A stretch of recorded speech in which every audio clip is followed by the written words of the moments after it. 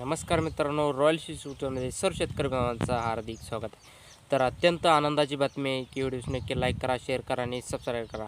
तर 10 जिल्ह्यामध्ये तर तुम्हाला आता पूर्ण कॅल्क्युलेशन पूर्ण केलेलं आहे. तर पीक विमाचा हा सोयाबीन पिकासाठी येणार आहे. तर मित्रांनो, आपण या व्हिडिओच्या माध्यमातून जाणून घेणार हेक्टरी किती रुपये पीक विमा मिळणार आणि हेक्टरी किती रुपये कोणत्या तारखेपासून पीक विमा मिळणार आणि कोणत्या तारखेपासून हे खरीप हंगाम येणार हे थोडक्यात माहिती अपडेट आणि या व्हिडिओच्या माध्यमातून जाणून घेण्याचा प्रयत्न करणार आहोत. तर नमस्कार मित्रांनो, रॉयल शेतकरीमध्ये सर्व शेतकरी बांधवांचं हार्दिक स्वागत. तर शेतकरी मित्रांनो, आपण व्हिडिओच्या माध्यमातून एकच व्हिडिओ ते एक व्हिडिओ नक्की लाईक करा, शेअर करा आणि सबस्क्राईब. कारण की मित्रांनो, शेती संबंधित मला पीक संदर्भात असेच नवीन व्हिडिओ येतात. व्हिडिओ नक्की लाईक करा, शेअर करा आणि सबस्क्राईब. तर चला मित्रांनो, व्हिडिओला सुरुवात करूया. तर शेतकरी मित्रांनो, आपण व्हिडिओला सुरुवात करूया. तर मित्रांनो, आपण हे पहिला जिल्हा आहे अहिल्यानगर आणि अहिल्यानगर जिल्ह्यामध्ये जे काही सांगण्यात आलेलं आहे की शेतकऱ्यांसाठी आनंदाची बातमी आहे की कारण की या जिल्ह्यामध्ये सर्वात जास्त पीक विम्याचे कॅल्क्युलेशन झालेलं आहे आणि हेक्टरी 25,000 रुपयाचा पेक्षा जास्त पीक विमाचा हेक्टरी झालेला आहे. आणि या जिल्ह्यामध्ये 2025चा हा सर्वात जास्त पीक विमा अहिल्यानगर जिल्ह्यामध्ये येणार आहे.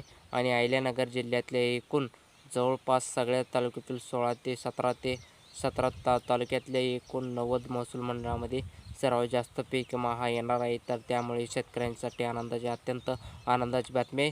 तर आता कोणत्या तारखेपासून हे पीक विमा वाटप होणार आहे 10 जिल्ह्यातील शेतकऱ्यांचं शेवटी सांगणारच आहे.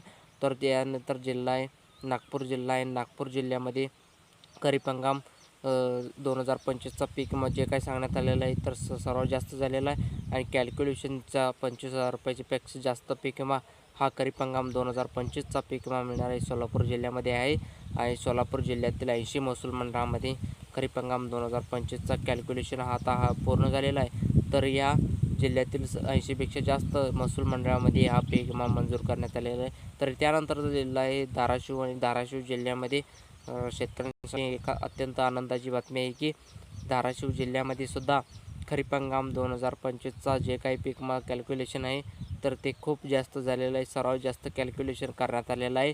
तर मित्रांनो, आपण धाराशिव जिल्ह्यामध्ये पाहू की खरीप हंगाम 2025चा पीक विमा जे काही वाटप होणार आहे तर ते त्यानंतरचा जिल्हा आहे धाराशिव जिल्ह्यातील एकूण 27 महसूल मंडळामध्ये करण्यात आलेला आहे की हा पूर्ण झालेला आहे. तर त्यानंतरचा जिल्हा आहे तर महत्त्वाचा जिल्हा आहे म्हणजे छत्रपती संभाजीनगर जिल्ह्यामध्ये.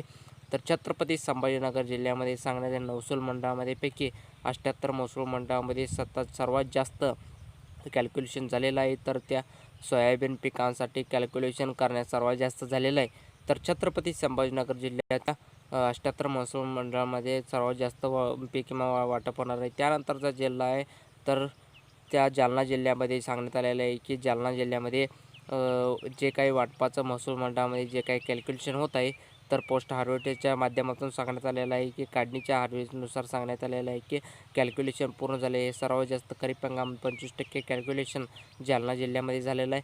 आणि जालना जिल्ह्यात खरीप हंगाम 2025चा पीक विमा एकूण 42 महसूल मंडळामध्ये जे काही सांगण्यात आलेलं आहे की या पूर्ण जिल्ह्यामध्ये सांगण्यात आलेलं आहे. तर मित्रांनो, त्यानंतरचा जिल्हा आहे बीड जिल्हा आणि बीड जिल्ह्यामध्ये सांगण्यात आलेलं आहे की खरीप हंगाम 2025चा जे काही सांगण्यात आलेलं आहे कॅल्क्युलेशन सर्वात जास्त झालेलं आहे बीड जिल्ह्यामध्ये.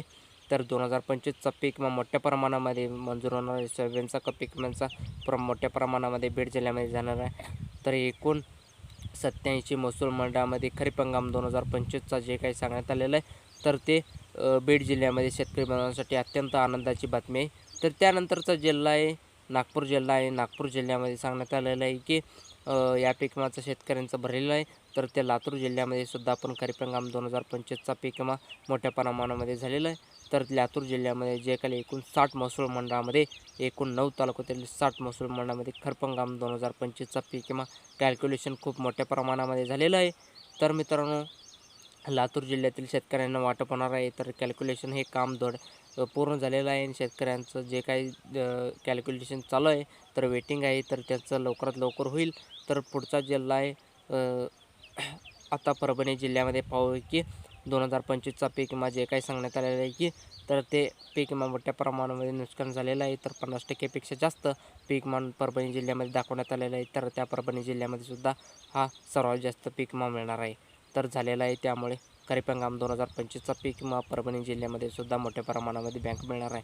परभणी जिल्ह्यातलं जे काही सांगण्यात आलेलं आहे की कॅल्क्युलेशन तर हे पूर्ण झालेलं आहे. तर मित्रांनो व्हिडिओमध्ये एवढंच आहे. व्हिडिओ लाईक करा, शेअर करा आणि सबस्क्राईब करा. पुढच्या वेळेस द्या. जय महाराष्ट्र.